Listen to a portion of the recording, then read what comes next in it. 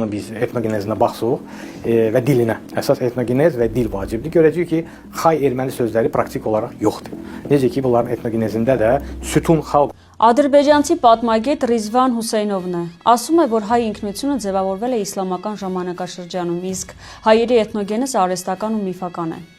Ըստ նրա Հայաստան հասկացողությունը ձևավորվել է ավելի ուշ, որպես քաղաքական եւ ազգային տերմին։ Մենք չենք պատրաստվում ապացուցել կամ պաշտպանել մեր պատմությունը, այն դրա կարիքը չունի։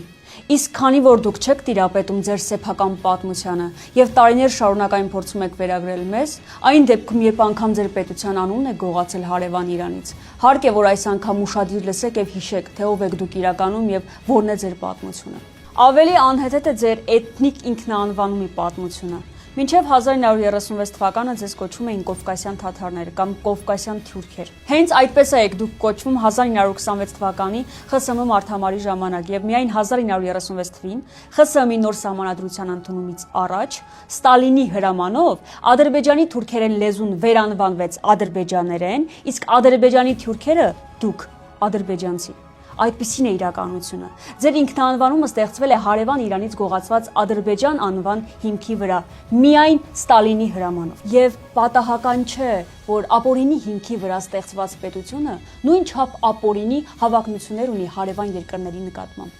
որոնց ժողովուրդները բնիկ են եւ ունեն իրենց հողի հետ կապված հազարամյակների պատմություն։